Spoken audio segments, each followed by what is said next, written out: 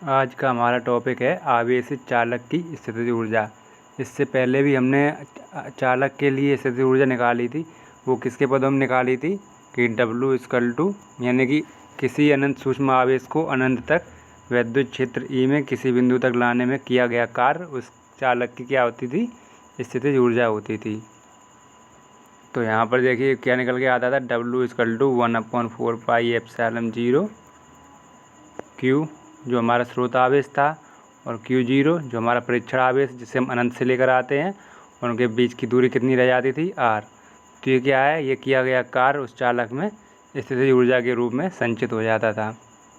लेकिन अब हम क्या निकालेंगे यहाँ पर कि चालक की धारिता C है और Q' आवेश को इस पर देने पर इसका विभव V' हो जाता है। तो ये हम आवेशी चालक स्थितिज ऊर्जा निकालेंगे किसके पदों में, जबकि चालक की धारिता C है और उसे आवेश Q दिया जाता है। तो ये हमारा एक समीकरण ये भी ठीक है और दूसरी ये निकल के आएगी, ये भी ठीक है। तो चलिए इसे अब हम समझते हैं।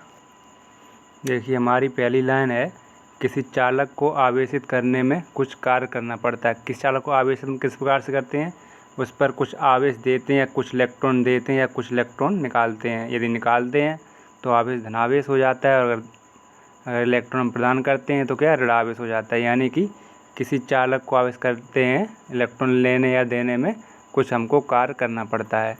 जो हम कार्य करते हैं वह कार्य क्या है, आवेशित चालक में स्थितिज ऊर्जा के रूप में संचित हो जाता है। इस प्रकार से चालक की स्थितिज ऊर्जा कैसे निकलती है, किसी चालक को आवेशित करने में जो कार्य किया जाता है वह चालक की वैद्युत स्थितिज ऊर्जा कहलाती है। यानी कि जो कार्य हम कर रहे हैं किसी चालक को आवेशित करने में या फिर किसी एक आवेश की उपस्थिति में अन्य आवेश को अनंत से वहाँ पर लेकर आ रहे हैं, तो जो कार्य कर रहे हैं वह कार्य ही क्या है, वैद्युत स्थितिज ऊर्जा के रूप में संचित होता है, वही वैद्युत स्थितिज ऊर्जा कहलाती है। ये बिल्कुल लाइन पहले के ही समान है, बस यहाँ पर चालक शब्द इस्तेमाल किया गया था, वहाँ पर आवेश इस्तेमाल किया गया था।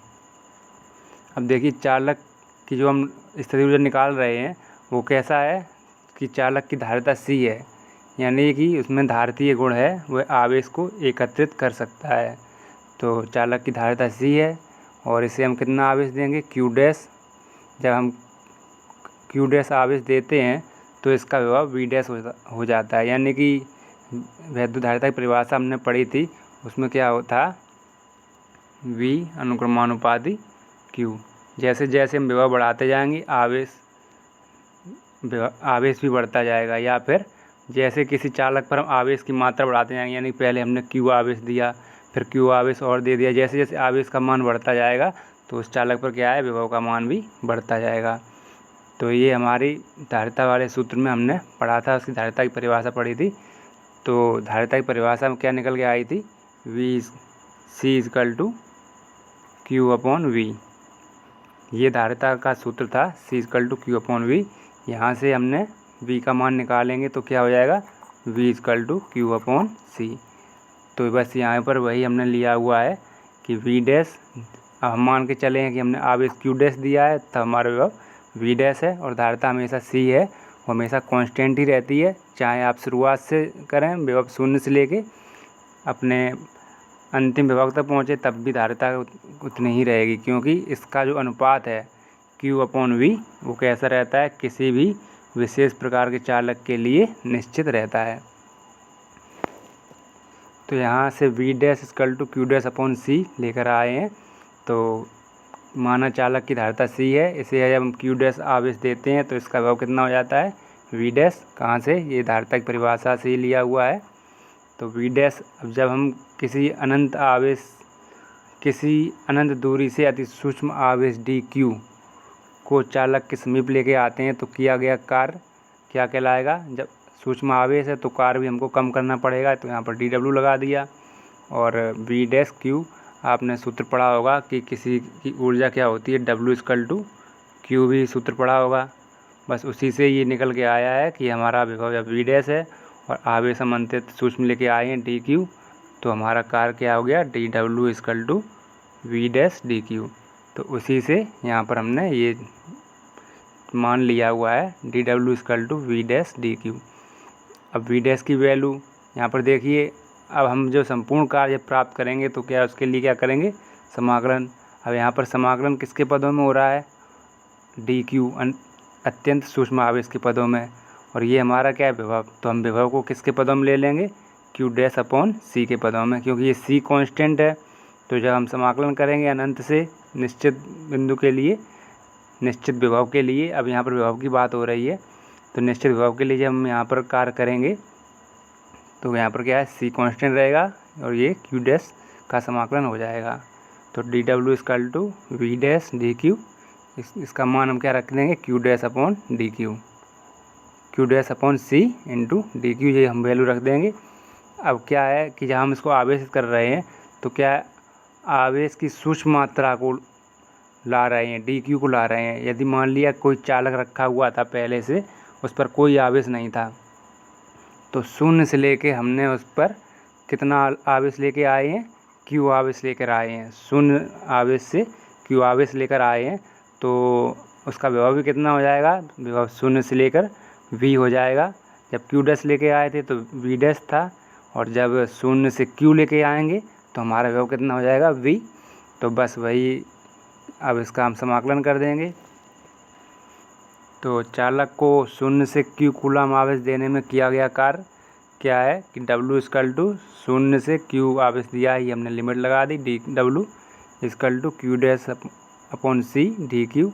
ये सी हमारा कांस्टेंट रहेगा। यहाँ पर पहले ही हमने बता दिया था कि ये हमेशा कांस्टेंट ही रहता है किसी भी विशेष प्रकार के चालक के लिए। ये चालक का अपना गुण है, ये इसका मान उस चालक के लिए हमेशा हमेशा निश्चित ही रहता है।